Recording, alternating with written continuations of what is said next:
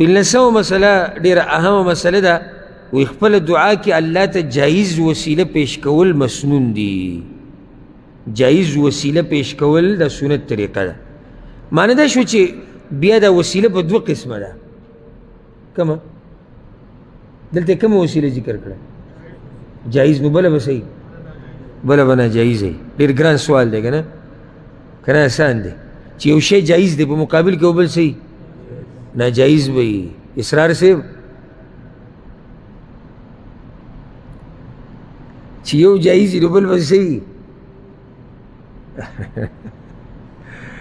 وی خو صح د ناجایز په مقابله کې صحیح دی. اوس بلا پورا برابر نه دی جایز په مقابله کې صحیح ناجایز، او د ناجایز په مقابل کې صحیح جایز. دلته مؤلف وی دعا کې الله ته جایز وسیله پیش کوا، معنی دا چې ناجایز وسیلو نه ځان لرې ساته. دا وسیله جایز چې کومه ده درته ذکر کوم، ناجایز به راته پخپله پته ولګي. الله قرآن کې وایي یا ایها الذین آمنوا اتقوا الله، ای ایمان والو ویرېږئ د الله نه، وابتغوا الیه الوسیله، او ولټوئ هغه ته لاره د نزدېکت. دا جاهلان نه دا چې دا وسیلې ثابتوي دا ناجایز، دوی ټکي پسې ګرځي، ټکي پسې تور ټکي پسې. نو چې کله د آیت وایي سوره مایده کې الوسیله اوله وابیان وایي چې وسیله نشته. دا وګورئ وسیله ټکی راغی، نو دا عوام راشي موږ ته به یې څه وایي؟ دقسې کې خو د عوام نه پوهېږي. یاره عجیبه خبره ده، نه هلته مولوي صاحب وسیله ټکی د قرآن نه ثابت کو، او تاسو وایئ چې دغه وسیله پکې نشته. اول ځان په دې وسیله ټکي باندې پوه که وسیله په عربۍ کې وایي یو شي ته د نږدې کېدو لاره. وسیله لکه ته چې چت ته خیږي پوړۍ به استعمالوې که نه؟ د پوړۍ وسیله د څه ده؟ چت ته د ختو، دا وسیله شو. موږ چې څه کم عبادتونه کوو که نه، دا وسیله ده. وسیله د څه ده؟ الله ته نږدې کېدو. ښه نو اوس راشه دې مسلې له. زه ګوره تاسو په یو یو ټکي پوه کړو، د الله په توفیق سره که پوه نه شي دا به ستا بدبختي. موږ چې سم کوو عبادت، دا وسیله د څه ده؟ الله ته نږدې کېدو. صحیح شو که نه؟ دا خو واضح شوه. او دویم سوال دا دی، الله ته د نږدې کېدو هره طریقه جایز ده؟ نه. کوم ځای ته به ځو طریقې زده کولو له؟ قرآن او حدیث ته. تا ماسخوتن لمونځ وکړو که نه؟ دا وسیله وه که نه وه؟ الله ته نږدې کېدو وسیله وه که نه؟ راځئ یو شپږم لمونځ پکې زیاتو چې الله ته نږدې شو. ناجایز وسیله ده. اوس پوه شو زما په دې خبره؟ ټکي پسې مه ګرځه، وایي د دې ټکي نه دې مراد څه دی دا راته ووایه. لکه خلک متل کوي که نه، وایي چې سیلاب او اوبه روالي دی بیا هر شي ته لاس وراچي. کله بوټي ته هم لاس وراچوي، کېدای شي دا بوټی مې ونیسي. نو دا بعض چې کله خپله مسله ثابتوي بس یو تور ټکی ګوري د هغې نه مسله ثابتوي. اوس الله وایي لار د نږدې کېدو ولټوه. ما ورته به هغه لار لټوو چې کومه لار موږ ته پیغمبر خو ځان نه لارې نشو راویستی. ښه اوس دا جایز وسیله په 3 قسمه ده. قرآن او سنت په رڼا کې تا ته وایي په خپله دعا کې الله ته 3 قسمه وسیلې پیش کولی شي، چې 3 دي نو څلورمه یې څه ده؟ ناجایزه ده. 3 جایزې دي نو څلورمه څه ده؟ ناجایزه ده. یاد یې کړه. خپل نیک اعمال الله ته وسیله کول. د دې مبارک خو یو اوږد حدیث ما تاسو ته ویلی، 3 کسان چې غار کې نښتي وو، یاد دی ته که نه دی؟ نیک اعمال الله ته وسیله کولی شي. لکه ته دعا غواړې، یا الله دا د ماسخوتن دا مونځ ما ستا دپاره وکړو، ستا د یېرې نه مې وکړو، نو یا الله ما وبخ. یا داسې ووایه یا الله په تا مې ایمان راوړی دی، ته مې رب ګڼلی، ته مې رب منلی، ستا نه علاوه د بل چا بندګي نه کومه، د شرک نه ځان لرې ساتم، یا الله په ما باندې خپل رحم وکړه. توحید دی وسیله کو. صحیح شو که نه؟ دویمه جایز وسیله د الله رب العزت اسماء حسنا وسیله کې پیش کول. دلیل پې څه دی؟ ولله الاسماء الحسنا فادعوه بها. د الله دپاره ښایسته ښایسته نومونه دي، بس په هغې سره د هغه نه دعا غواړئ. څنګه؟ لکه ته اوس الله نه دعا غواړئ، یا رحیم یا کریم، اے کریم ذاته، اے رحیمه، اے قهاره، اے جباره، اے عزیزه، یا عزیز، یا رحمان، یا الله، یا رب، یا کریم، یا منان، یا قوی، دا ورسره الله نومونه وی کنه. نو ته څه وی؟ ای رحیمه فما رحمک. نو څه دې وسیله کو؟ د الله نوم دی هغه ته وسیله کو. د دې نه ګوره پښتانه ډېر خبرونه دي، ډېر زیات زه خفه شم. او زه درته د زړه نه دا خبره کومه، ورب الکعبه د الله په کور کې ناست یم چې زه ګوره په دې خپل قوم د زړه د کومې نه مین یم او غواړم چې هر د خیر لار دې پښتنو ته وښیم او د هر شر د لارې نه یې بچ کړم د الله په توفیق سره. او لکه څنګه چې شعیب علیه السلام خپل قوم ته ویلي حقه شان درته ویم، هغه ویلو ان اريد الا الاصلاح ما استطعت. زه ګوره ستاسو اصلاح او خیرخواهي غواړم چې څومره مې وسي. وما توفیقي الا بالله. او دی ورته وایي توفیق د الله په لاس کې دی، نور خو زه ستاسو دپاره اصلاح غواړم. والله زما د زړه په دې خپل قوم باندې خفه شي چې کله زه وینم چې دوی د سوچه دین نه څومره لرې پاتې شوي دي او هغه مولیانو نه خفه شمه چې زمونږ د پښتنو ته دا دین نه دی واضح کړی. والله د هغوی نه خفه شم او زمونږ د پښتنو یې قدر کړی. زمونږ پښتانه الحمدلله د مولا او د عالم قدر کوي، دا نه چې بې قدري کړې ده او په کاڼو یې ویشتی دی. ښه قدر یې وله کړی دی، ښه عزت یې وله ورکړی، ښه ځای یې وله ورکړی دی، ښه هر څه یې کړي دي. د هغې په بدله کې مولوي صاحب تا دوی ته صحیح دین نه دی ښوولی، یا خو مولوي صاحب پوهه نه دی په خپله، نو چې په خپله نه دی پوه هغه به تا ته څه وښایي، او یا پوهه دی خو د تقلید قصو راغستی دی چې پلار نکاح او د زمونږ مذهب جدا او د هغوی جدا، او یا تا نه دومره متاثره دی چې تا ته حق نشي بیانولی ځکه چې ته له بیا دانې هم نه ورکوې، نو هلته تا کې هم مرض دی چې بعض خو مولوي صاحب له چې مولوي صاحب د دوی د مزاج خلاف خبره وکړي بس بیا پې څه وکړي، که څه وله ورکوي هغه پې بند کړي. زه خو یم چې کوم عالم تا ته حق بیان کړي هغه کومه مرسته چې ورسره کوې د هغې نه ورسره زیاته کوه، ځکه چې تا ته یې څه واضحه کړو؟ حق یې ته واضحه کړو. اوس وګوره دا الله نومونه الله ته وسیله کول زموږ پښتانه ته نه دي خبر. بس زمونږ دغه یو دعا ده اکثر پکې مو خدای نوم وایو د الله چې هغه د الله په نومونو کې سره شتي ده.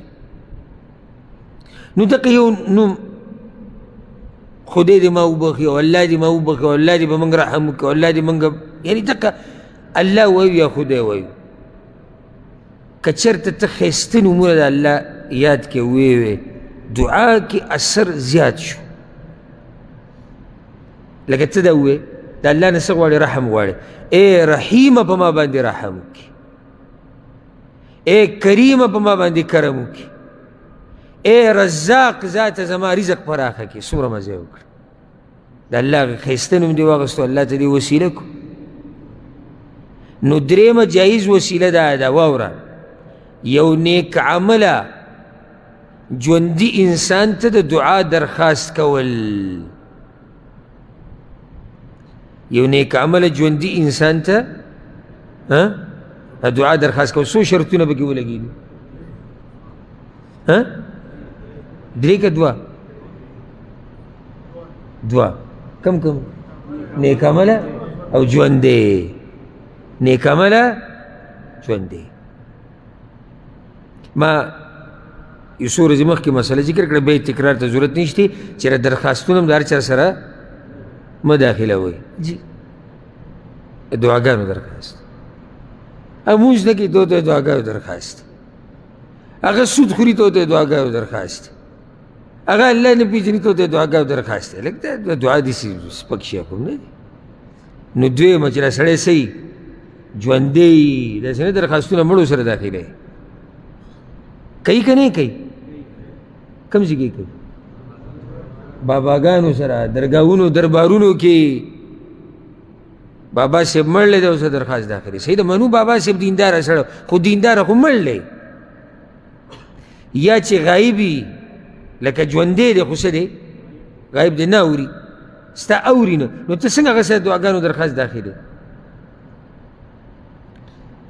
او یو پیر ما یو بیان اورېدو دی دغه بریلیانو هغه مشر نه دی الیاس قادري، طاهر دی که یاره دی په اوسه پورې په دې پوه نه یو شین پټکور الیاس دی الیاس دی ځکه یو طاهر دی هغه بل قسم بریلی دی هغه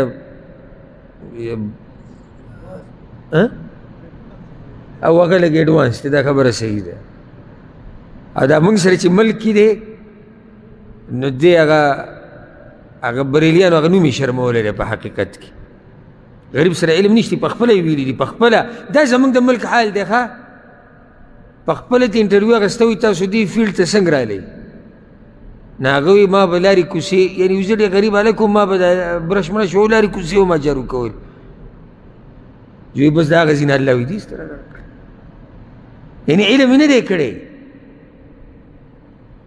هغه ته ویلی کېږي پاکستان کې امام اهل سنت عجیبه دا د زموږ ملک ته ګوره او حالاتو ته او خلکو ته چې په لکاو خلک داسې سړي ته ناست دي چې هغه علم نه دی کړی او چې چا علم کړی او د قرآن او حدیث په رڼا کې مسله بیان کوي د نوي مسلې بیان کړي هغه ته چا یو ورځ دا ووایي سوال جواب هغه سوالات او جوابات هم کوي وی جی دی بعضو خلکو ته شیطانی وسوسې راځي شیطانی حق ته شیطانی وسوسې چې دا موږ چې غوث اعظم ته آواز کوو غوث اعظم هغوی دغه ته وایي دا شیخ عبدالقادر جیلاني رحمه الله ته پښتانه ورته لوی ځوان وایي موږ چې دی لوی ځوان ته دا چغې وو لوی ځوان خو عراق کې دی نو کله شیطانی وسوسې راشي چې دا لوی ځوان ته زموږ د آواز څنګه رسي دا شیطانی وسوسه ده نو هغه وایي د دې خو ډېر ښایسته جواب دی افریقه کې وایي ستا یو ملګری دی ګوره افریقه یاده کړه د افریقې کې دا جاخې ډېرې دوی اکثر افریقې ته ځي وایي افریقه کې ستا یو خپل یو ملګری دی او تا ورته ټلیفون وکړو ستا خبرې واوري که نه اوري کسان چې کوم ناست هغه ټول واوري نو وایي ستا دا ټکنالوژي ولې زما د غوث اعظم نه زوروره داسې چې ستا په موبایل کې اواز ځي افریقه کې سړی اوري نو ولې وایي زمونږ عبدالقادر جیلاني صاحب ته د کراچۍ نه اواز نشي تللی لاندې چې ناست وي تاسو څه خیال دی چې هغوی څه ووایي چې لکه مولانا صاحب څه ګټیه دلیل ووایي نه هغوی څه ووایي سبحان الله بس ته وایي د ملا تیرې وله مات کړو څه دلیل یې ووایي ناشنا او د هغه دا دلایل دي یو ورځ ورته یو کس ووایي وایي دا بعض وهابیان په موږ اعتراض کوي چې تاسو د بار ربیع الاول دا خوشحالي دا کوي دا صحابه کرامو خو نه ده کړې نو دی ورته وویلې صحابه کرامو مخکې بریاني وه چې ته خورې بریاني صحابه کرامو خوړلې چې ته خورې لاندې خلک کوي سبحان الله څه ښایسته دلیل ورته پیش کړو نو اوس دا قسمه چغې او دعاګانو درخواستونو ته نشي داخلولی لوی ځوان کوم ځای کې پروت دی عراق کې دی او په عراق کې هم څه دی مړ دی ته ورته د پاکستان نه چغې وایي لوی ځوان راورسوي پیر بابا رامدد شي نو پیر بابا خو په بونیر کې پروت دی مړ دی مړ خوازی مړ دی مړ خو پېژنې مړ څه ته وایي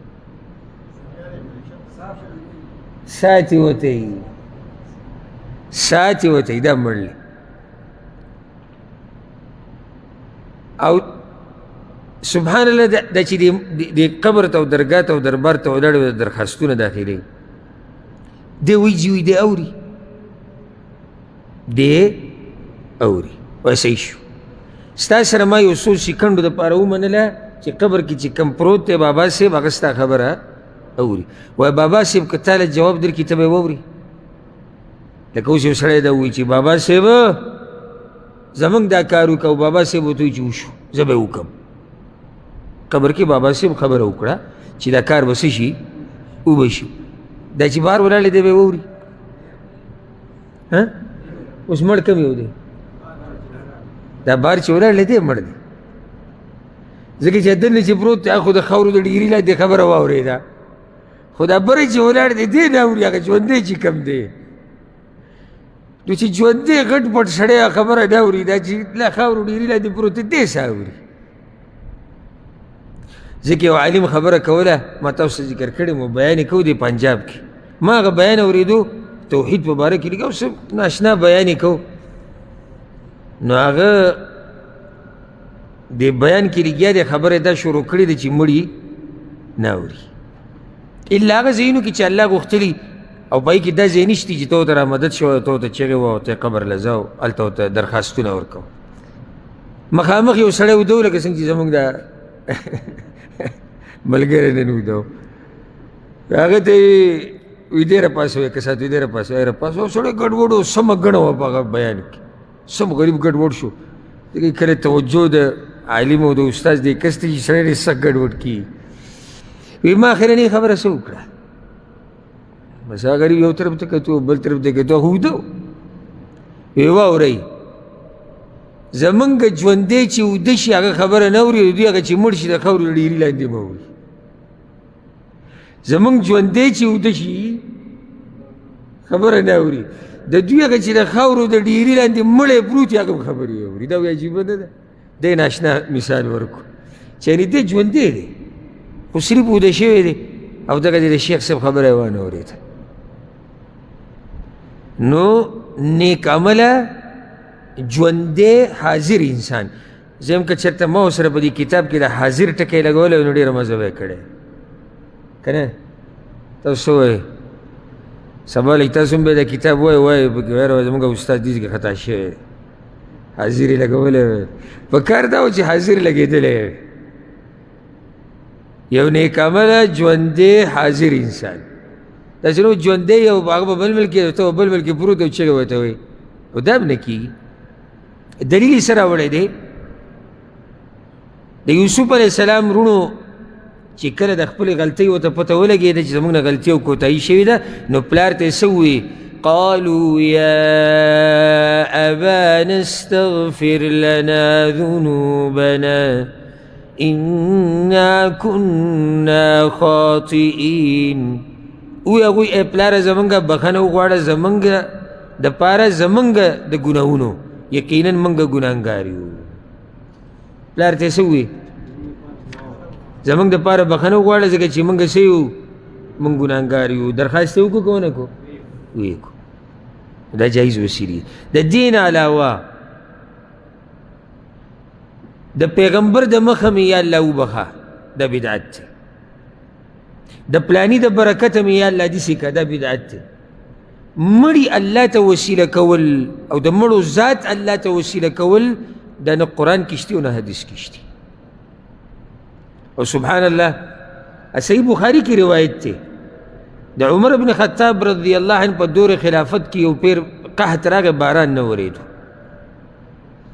نو هغه لاړ په دغه پسې د عباس رضی الله عنه پسې د پیغمبر صلی الله علیه وسلم په تره پسې وی ته الله نه باران وغواړه ګوره ژوندی دی او څه دی نیک انسان دی زه اهمې نقطې له راځم هغه ده نو دی ووی عمر بن خطاب رضی الله عنه په خپل په دعا کې وی یا الله چې کله ستا پیغمبر ژوندی و نو موږ به د هغه دعا تا ته وسیله کوله نن تا ته د هغه د تره دعا وسیله کوو اوس دې ځینه مسله راووته که چېرته مړی وسیله کول جایز وی نو دوی په عباس پسې څه تلو خو الله ته به یې ویلی چې یا الله د پیغمبر د مخه به موږ باران راووروه ویلی شو که نه شو ویلی ویلی شو خو وی نه وي ولې وی نه وي ځکه چې دا کار جایز نه دی نو په دعاګانو کې داسې ویل چې د پلاني د مخه مې وبخه د پیغمبر د مخه مې وبخه د پیغمبر د برکته په ما دا رحم وکړه یا د پلانی بزرگ یا د پلانی بابا یا د پلانی شیخ یا د پلانی مرید دا ټول ناروا او بدعاتو کې راځي دا بدعت وسیله صرف په درې قسمه جایز ده کمه نیک اعمال وسیله کول د الله نومونه الله ته وسیله کول یو ژوندی نیک عمله حاضر انسان ته د دعا ویل پوه شوئ که نه نو په دې باندې به اکتفا وکړو